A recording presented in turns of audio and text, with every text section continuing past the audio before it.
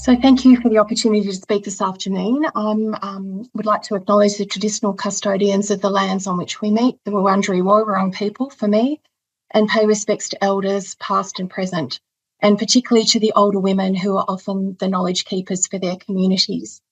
It's my privilege today to share with you the story of the Biscuit Tin, which is a project that has been instigated by Celebrate Ageing with a number of different partners.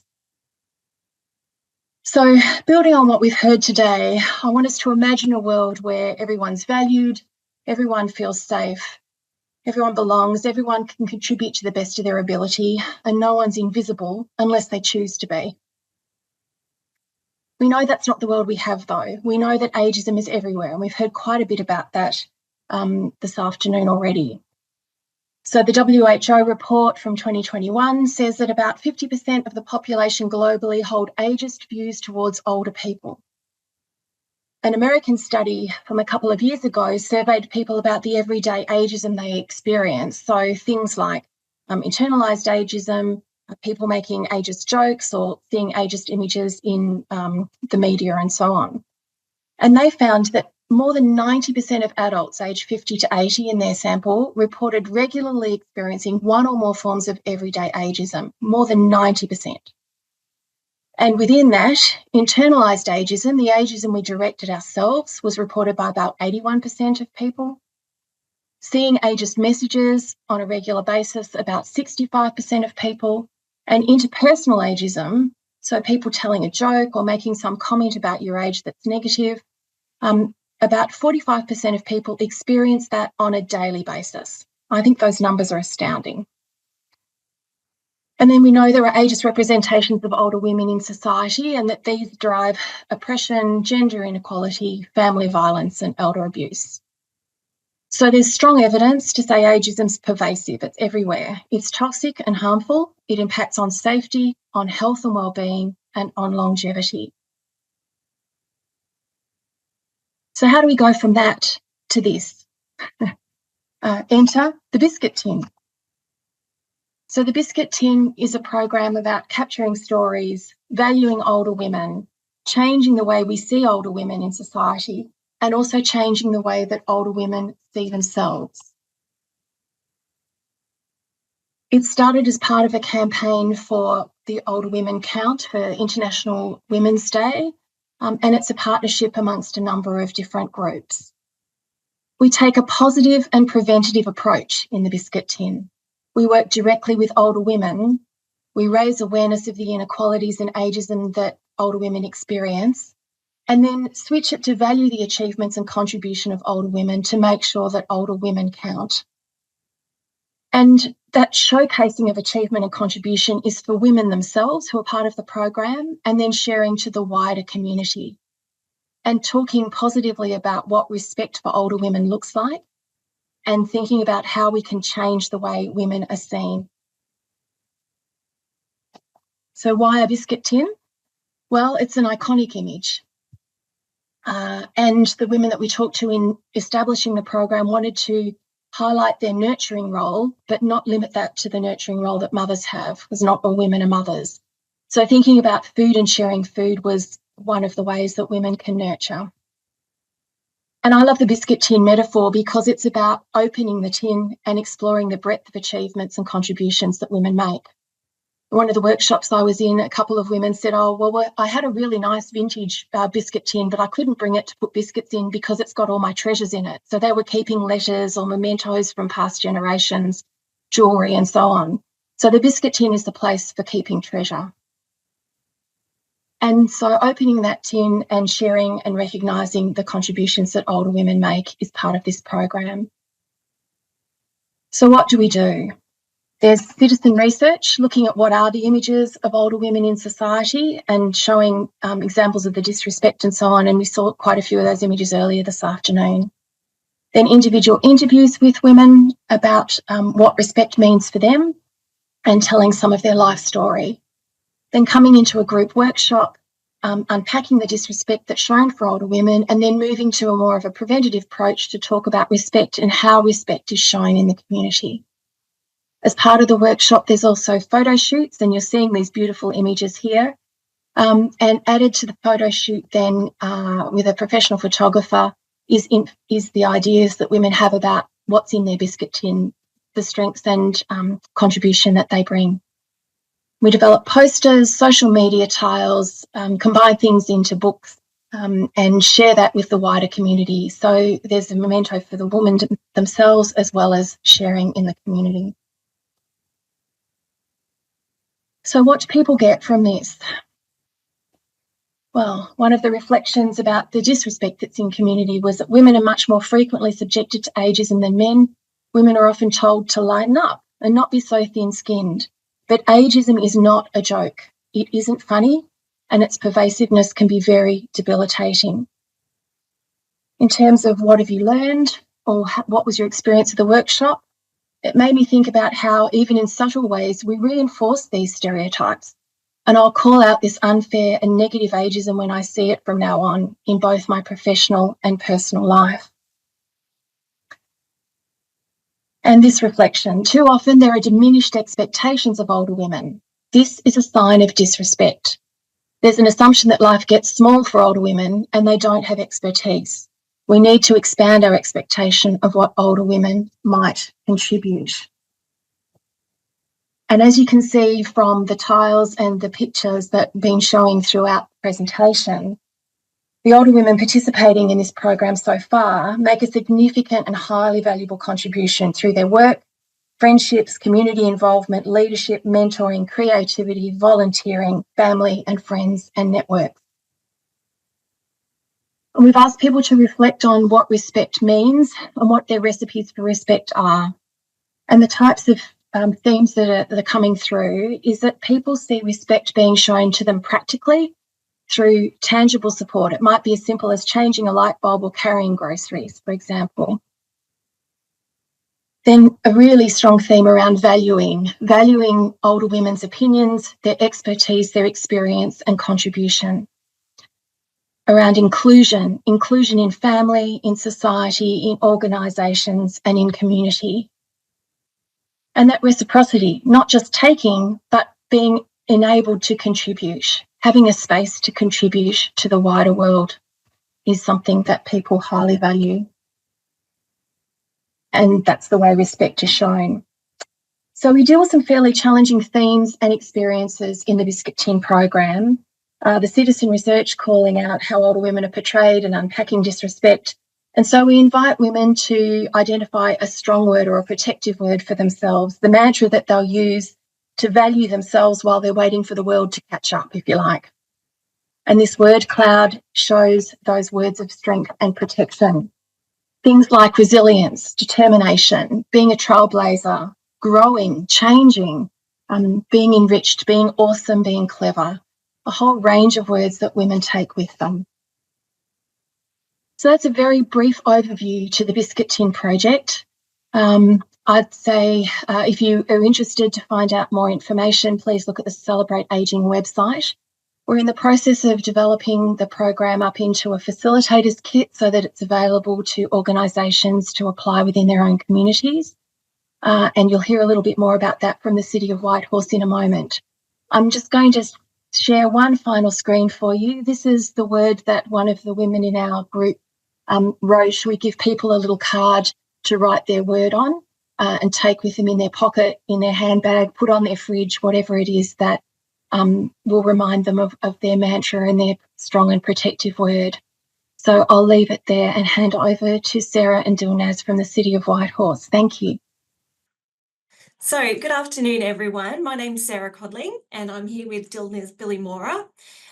We are very excited to be here with you today to talk about the Biscuit Tin project. And we're in the eastern suburbs of Melbourne on the lands of the Wurundjeri Woiwurrung people of the Kulin Nation. And we pay our respects to their elders past, present and emerging. I'll start by talking about the role that local councils can play in celebrating and amplifying the voices of older women in our communities with projects such as the Biscuit Tin. And then I'll hand over to Dilnaz, who'll share about her experience participating in this project. Local councils have, as the level of government closest to the community, are uniquely positioned to be able to connect with a diverse range of people in our communities. We have access to many different community networks and communication channels to reach residents. For example, interfaith networks, advisory groups, community groups, volunteer programs, resident news, social media. Shown here are two versions of the flyer that we put together as part of our recruitment process for the Biscuit Tin, which we distributed through many different channels in our community. However, one of the most valuable resources are community members such as Dilnaz, who are trusted and respected by both community and council and play an essential role in connecting and sharing information. For the Biscuit Tin, a key goal was to ensure that we represented the diversity of older women in our community, which I think we did manage, with participants ranging in age from their 60s to their 90s and representing different faiths, cultures and sexualities. Local councils can also access many opportunities to showcase and share projects such as the Biscuit Tin and help raise the voice of older women. As part of the Biscuit Tin project, we've developed a resource called Recipes for Respect, celebrating older women in Whitehorse. This resource is in the format of a recipe book and showcases the women's voices by highlighting the roles they play and how respect is shown to them, as well as sharing a much-loved recipe. The purpose was to create a resource that was engaging, happy, and shareable, and I think we've achieved this. In doing so, we take important messages about valuing and respecting older women and present them in a format that people hopefully want to engage with. I'll share some of the initial feedback we've had. I see a great project resource for women, young girls, and the community in general. What a delightful, bright book which celebrates all of us and who we are. I was smiling because of the ladies' smiling faces and the positive messages. We'll use several platforms to showcase this resource. Some of these include hosting a month-long exhibition of the women's portraits at a local community and arts centre, hosting a pop-up at a local community festival where we'll have copies of Recipes for Respect to give away with some homemade Anzac biscuits, and we hope that they'll be popular with children and families. And we'll also have copies available at all our local libraries. So this resource is still currently being finalised, but I will share a sneak peek of Dilnaz's pages with you before I hand over to her. And we'll be officially launching this on the 7th of November. So here are Dilnaz's pages from Recipes for Respect. You can see her beautiful, bright photo, and you can read about the roles she plays in our community, including community connector, board member, volunteer, health and social justice advocate, positive influencer, wife and mother. You can find out a little bit more about Dilnaz, learning about her biscuit tin as well as her recipe. And of course, the delicious recipe for the lemon orange jaggery cake. So before I hand over to Dilnaz, I did just want to thank all 12 of the women who participated in the Whitehorse Biscuit Tin project. So thank you to Anne, Dilnaz, Eleanor, Elizabeth, Elvira, Faye, Judy, Kathy, Corinne, Scarlett, Sharon and Yvonne. Thanks all very much. And I'll hand over to you, Dilnaz. Would you like your page up or? Yes. Yeah? Yes, Okay. please. Thank you.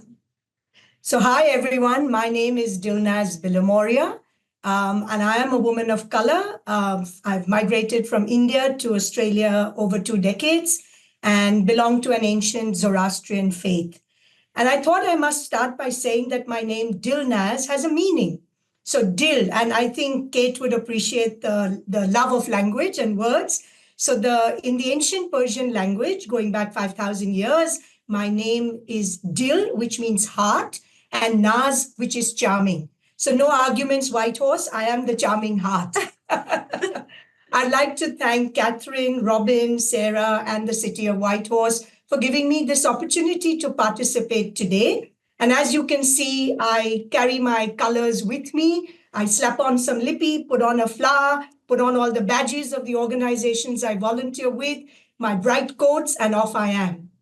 And I think it's important before we proceed, Catherine, I would like to actually commemorate the wonderful women who spoke yesterday on the first day, sharing very bravely their stories of pain and anguish. But I also would like to acknowledge these brave hearts that from their heartbreaking stories, they showed us that they can push through any ceiling, any boundary, any limitations to be the wonderful women that they are today. So I truly, in the Hindi language, I say dhanyavad, which is thank you for their courage to share these wonderful stories. But then that brings me to what each of the women yesterday said is about hope and about valuing ourselves. And I think the Biscuit Tin is a really good project that helps us, all of us, to unpack who we are.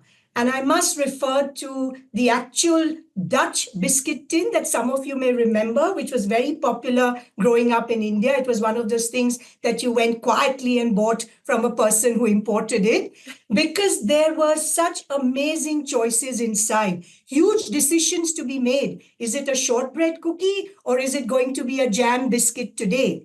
And sometimes, as my late mom and mother-in-law would do, they'd hold one up and secretly take the second and munch it while they were doing their work. So I chose that biscuit tin. I've actually carried it with me over decades. From the time I was 15 years old to the time that I'm now in my 60s, it has traveled with me in my journey across the world. And it's still there, a little worse for wear, but reminds me of the wonderful shoes that we all walk in, of the women in our families, the women in our neighborhoods, the women at work, the women who have been role models for us all our lives. So that's the biscuit tin that you see in the picture. And when we talked of recipes, I'm not a baker, so I was a bit nonplussed. I said, should I just steal a recipe from somewhere? But then that brought me to something that was really important. You see, COVID came along, and none of us could go to the bakeries and patisseries that we would usually go to. So as an older woman, I had to learn new skills to be able to bake, not to waste the wonderful oranges and lemons that were growing profusely in my backyard. So something that we older women do have to keep in mind is the fact that learning new skills is great. And I don't expect all of us, as the wonderful Nana who at age 90 jumps out of a plane, or chess queen clever Clara who wins chess tournaments at 89. Not all of us can do that. But yes, we can learn new stuff that keeps us engaged, both internally and with the community.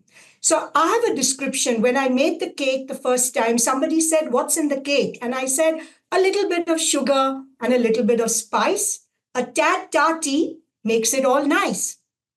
And when my daughter and husband and son heard this, they said, well, that's actually you, Dilnaz, because there's a bit of sugar and a bit of spice.